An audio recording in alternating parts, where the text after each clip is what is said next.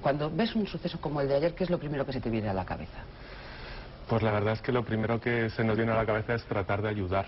Son momentos muy difíciles en los que quizá hay, y estoy muy contento de tener esta oportunidad de poder explicar qué es lo que pasa, porque la fantasía muchas veces que se desprende es que cuando llegamos los psicólogos a estas situaciones y tratamos a la gente va a estar bien. Y eso es imposible. Cuando alguien ha tenido un accidente de tráfico en el que ha perdido, pues como ayer, una mujer a 3 personas queridas, es imposible estar bien. ¿Qué es lo que nosotros tratamos de hacer? Que estén mal, pero bien. Es decir, que estén mal, pero acogidos, acompañados, que puedan expresar sus emociones. Siempre que hay una pérdida, hablamos de que hay que hacer un proceso de duelo, y nosotros lo que tratamos de hacer es facilitar que la persona pueda hacer un proceso de duelo. Una de las recomendaciones que yo le haría a todas las personas que quieren ayudar es que rompamos ese discurso de venga, tienes que ser fuerte ahora por tus otros hijos, tienes que luchar, todo eso que impide que podamos expresar las emociones, y lo cambiásemos por un discurso en el que permitiésemos a la persona expresar en ese momento en el que está acompañada y en el que está sufriendo, que pudiese expresar todas sus emociones y que simplemente estuviésemos a su lado. Porque la verdad es que uno no sabe bien qué decir a una persona que se encuentra en esa situación, que es lo que dice un psicólogo cuando llega al lugar de los hechos y está viendo, por ejemplo, que hay unas personas que han fallecido, otras personas que están heridas. ¿Qué es lo que dice a los implicados, a las víctimas en este caso? Claro, esa es la clave, es que no hay nada que decir. Entonces nosotros lo que hacemos es, en vez de decir, tratamos de tocar a la persona, porque el contacto físico llega mucho a ese cerebro emocional que es el que está manejando todas las emociones, y como no hay nada que decir, lo que hacemos es tratar de escuchar, tratar de que la persona exprese qué es lo que siente, y tratar de darle a esa persona la seguridad de que todas las cosas que está sintiendo son normales, porque las emociones son muy variadas y son muy dramáticas, y muchas veces las personas se asustan de lo que están sintiendo o de lo que no están sintiendo, porque muchas pasan por un estado de shock al principio en el que parece, no sé, se ha muerto mi marido o mi mujer o mi hijo y yo parece que no siento nada. Pues todas esas cosas que les asustan, nosotros lo que le transmitimos es que esas reacciones son reacciones normales a un suceso anormal. Y que tienen toda la libertad para expresar lo que quieran en los tiempos que necesiten, y que tanto el que está llorando y prácticamente se desmaya como el que está bloqueado con la mirada perdida y que prácticamente parece que no está sintiendo ni padeciendo, son reacciones normales a esa situación. ¿Y es conveniente medicar a las personas en estos casos? Es decir, si se ven muy alteradas sus facultades, ¿es conveniente medicarlo o mejor dejarlos que liberen toda la tensión que iban acumulada? Medicar en el sentido de tranquilizantes y demás. Situaciones en las que la persona se ve muy desbordada por sus emociones y no se puede trabajar nada. Lo que sí tratamos de evitar es que se medique a tutiplén, a todo el mundo y por nada. Yo creo que el máximo problema que tenemos todos es que nos sentimos muy incómodos con las emociones de los demás. Cuando nosotros tenemos a alguien a quien queremos con una gran explosión emocional, yo me siento muy incómodo porque hay una parte de mí que desea que esa persona se encuentre bien. Y como esa persona está sufriendo, esa incomodidad me lleva a querer que esa persona se ponga bien lo antes posible. Y muchas veces los médicos o el personal de emergencias también sienten esa incomodidad. Yo cuando he dado clase al 061 y a otros profesionales, ellos se sienten muy cómodos cuando manejan lo físico, ¿no? Son muy buenos profesionales y ante una parada cardiorrespiratoria trabajan a toda velocidad y fantástico. Pero ¿qué es lo que pasa cuando tienen que enfrentar las emociones? Yo creo que a ninguno se nos enseña muy bien a trabajar con las emociones, entonces todos tratamos de evitarlas, y las emociones hacen un ciclo: primero suben para luego bajar, y si cuando están subiendo tú las paras, las cortas, no bajan nunca. Yo muchas veces en los cursos pongo el mismo ejemplo. Todos recordamos algún episodio en clase cuando éramos estudiantes en el que en el fondo te han contado un chiste y tú te quieres reír, pero como estás en clase no puedes, entonces aguantas la risa y estás como... Y mientras tú aguantas la risa, nunca se te pasa, hasta que llega un momento que explotas, ¿no? Sin embargo, si el profesor te mira y te dice, ríete todavía más, ríete todo lo que quieras, ¿cuánto tiempo te duraría riéndote? 2 minutos. Pues así son las emociones. Si yo las permito, si las dejo, aunque sean muy exageradas al principio, hacen una curva que suben para luego bajar. Pero si yo las freno, digamos que la emoción está luchando por hacer su proceso, y aunque no sube tanto, pero nunca baja. Y entonces tenemos personas pues que luego hacen duelos complicados, o que luego pasan de esta situación dramática a una depresión, a un trastorno de ansiedad, y lo que tratamos los psicólogos en esos primeros segundos es que esas personas no tengan una patología posterior. Entonces, si medicamos para cortar las emociones, mi respuesta es no.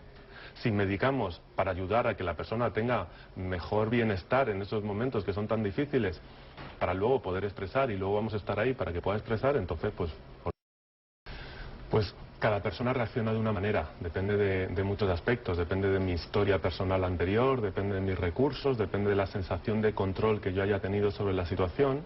Normalmente en un accidente, en una catástrofe, las personas sufren crisis porque se rompen una serie de pilares que sustentan nuestra seguridad personal. Uno de los pilares básicos es que somos invulnerables. Todos sabemos que podemos tener una enfermedad, que nos podemos morir o que podemos sufrir un accidente, pero siempre pensamos que eso le pasa a otros, ¿no? No tenemos esa sensación de que nos puede pasar a nosotros. Cuando te pasa, pues ese pilar que te sustenta tu seguridad personal, que es la invulnerabilidad, se rompe. Y luego hay más pilares. Otro pilar básico es que las personas que se mueren son las ancianas, las que son viejas o las que son malas. Pero una persona inocente, buena, que no ha hecho nada, esas personas no se mueren. Cuando tenemos un accidente de este estilo, pues es otro pilar que nos sustenta que se rompe, ¿no? Y especialmente si son niños, pues ya los niños sí que no se mueren nunca, ¿no? Entonces cuando hay niños implicados es todavía más difícil de afrontar. Entonces cuando se rompen esos pilares, digamos que la mente hace sus mecanismos para tratar de adaptarse a lo que ha pasado. Y muchas veces la mente se bloquea. Es como cuando saltan los plomos de una casa. Si viene un pico de energía, si cae un rayo y la energía es demasiado alta, quemaría todos los electrodomésticos, entonces saltan los plomos. Pues digamos que nuestro cerebro hace lo mismo. Cuando la energía emocional es demasiado intensa y no la puedo vivir, pues saltan los plomos. Y entonces nos encontramos gente, pues, o que está muy, esta es lo que llamamos la fase de impacto, la fase de shock, y encontramos personas o que están muy bloqueadas y que no sienten, no padecen y están como que las coges, las mueves y ellos te hacen caso pero no responden, o todo lo contrario, personas pues con unos nervios enormes, con ataques de pánico, o incluso personas que hacen cosas muy raras, que hacen cosas que no se esperan o que no son las más apropiadas en ese momento. Por eso no nos cansamos de hablar de que todo lo que pasa alrededor de esas situaciones es normal. Ahora hace poco hubo también una noticia y yo no quiero defender ni criticar a nadie, pero hubo una noticia de unas personas que habían tenido un accidente de tráfico y habían escondido a sus amigos. Pues antes de demonizar a esas personas y antes de pensar que son unas malísimas personas, tenemos que evaluar si no estaban en una situación de shock, porque en situaciones de shock la gente hace cosas muy extrañas. Pueden tratar de llamar a una ambulancia teniendo un móvil en el bolsillo e irse a su casa, llamar desde el teléfono de su casa, porque es la primera idea que les viene a la mente y esa idea la siguen con una visión en túnel.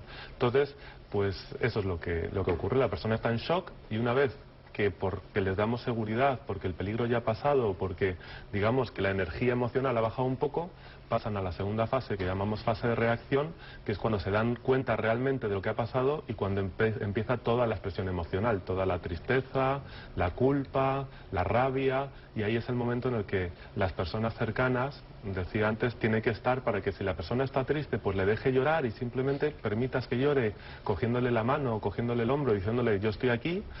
Y si está rabiosa, que le permitas pues insultar o mientras no se haga daño a sí mismo o a otros, pues que exprese esa rabia, y si tiene culpa, pues en ese primer momento escuchar y luego ya veremos cómo la quitamos. Yo quisiera insistir en matizar un tema. ¿De dónde parte ese concepto de invulnerabilidad que tiene el ser humano?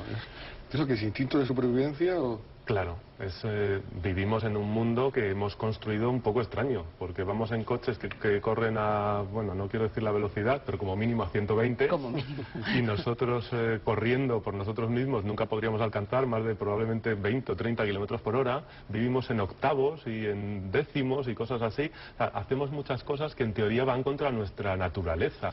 Entonces, la única manera de sobrevivir en un mundo en el que tiene tantos peligros, supuestamente, es tener esa sensación de que a nosotros no nos va a pasar, porque si no estaríamos permanentemente a la defensiva y permanentemente en un constante ataque de ansiedad. Paranoiado, claro, ¿no? que la ansiedad es la respuesta del cuerpo ante el peligro, con lo cual como ir a cruzar una calle y que pasen coches a 80 o a 50 en teoría a tu lado, pues no deja de ser un peligro, entonces estaríamos permanentemente en tensión. Lo que hace nuestro cerebro es que normaliza todas esas situaciones y que hasta cierto punto se autoengaña para pensar que estamos permanentemente seguros. Y eso lo logramos, si no, nadie cogería un coche. Si viésemos las estadísticas y supiésemos que este fin de semana van a morir pues 30 o 40 personas en accidentes de tráfico, ¿quién cogería el coche pensando que me puede pasar a mí? ¿No? Nos bloquearía mucho. Entonces, esa sensación de invulnerabilidad es necesaria para poder llevar una vida normal, esta vida que hacemos Vamos a pasar enseguida a hablar ya de lo que es la Navidad, que era un poco el tema que teníamos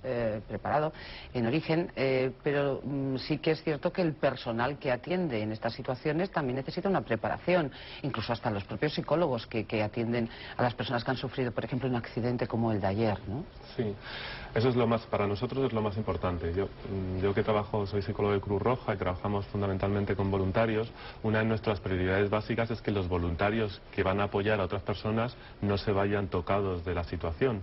Entonces, yo creo que lo más importante para que alguien pueda ponerse bien, o lo que hace que a las personas que estamos ayudando en situaciones tan dramáticas no vayamos a casa muy afectados, es que nosotros tenemos algo que hacer. Una de nuestras prioridades cuando trabajamos en una catástrofe es que las personas que se han visto involucradas en algo ante lo que no tienen ningún poder y que les desborda completamente, puedan tener las riendas o puedan tener el control por lo menos de pequeños aspectos, porque cuando tienes control eso te da seguridad y te enfoca en lo que tú puedes hacer en vez de en lo que no puedes hacer. Así que lo que tratamos de hacer con nuestros voluntarios o con nosotros mismos y con todo el personal es, primero, tener muy claros nuestros objetivos, qué es lo que hay que hacer, y eso lo logramos a través de cursos de formación, de reciclaje y de estar permanentemente entrenando. Y por otra parte, hacemos unas reuniones post-catástrofe o post-accidente en la que hablamos, expresamos nuestras emociones, pues nosotros también somos afectados. No solo son afectados las víctimas que sufren el accidente o sus familiares, sino también las personas que están alrededor, incluso las personas que lo ven por la televisión, muchas veces, pues en casos como el 11M o el 11S, que son muy impactantes, por la televisión también eres un afectado de segundo grado, pero afectado. Entonces nosotros tratamos de cuidarnos a posteriori, haciendo todo lo que hacemos con las personas a las que atendemos hacia nosotros mismos, expresando las emociones, permitirnos pues llorar o permitirnos estar rabiosos o permitirnos estar sin sentir, enfadados, porque lo que sintamos está bien. En todo caso, expresar emociones, que parece que es la clave. Que es la clave. La Navidad, ya prácticamente estamos en ella, inmersos en ella, y lo decía también un poco al principio, hay personas que la afrontan con mucha alegría, con mucha ilusión, les parece una época, bueno, pues de disfrute, etcétera, pero hay otras personas, sin embargo, que no, que les parece una época bastante triste, inspiradora.